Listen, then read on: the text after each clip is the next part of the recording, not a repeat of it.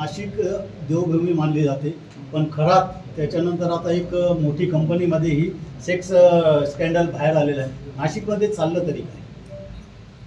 त्या खरातने खरोखरच नाशिकचं नाव खराब करून टाकलेलं आहे.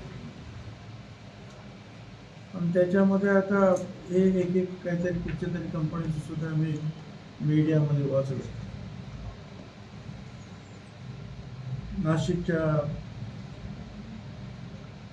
अवित्र्याला म्हणून आपण किंवा पहिल्यापासूनच कुंभमेळा इथे येतो, गोदावरी तिथे आहे, नदी रामकुंडामध्ये अख्ख्या जगातून लोक येतात अस्थि विसर्जनासाठी. या सगळ्या अवित्र्याला कुठेतरी धक्का लागल्यासारखं वाटायला लागलं की ही जी आहे अशा गोष्टींमुळे जे आहे लोकांच्या मनामध्ये जे आहे एक वेगळी भावना निर्माण होते, तुच्छतेची भावना निर्माण होते. परंतु नाशिकची जनता जी आहे त्या जिथे जिथे अशा काही गोष्टी असतील त्या गोष्टी निश्चितपणे समाजात पोलिसांना बरोबर घेऊन करतील आणि हे असे काही उद्योग कुठे चालले असतील ते निश्चितपणे बंद होतील आणि नाशिकची जे आहे पावित्र्य जे आहे कायम राखण्यासाठी सगळे प्रयत्न करतील.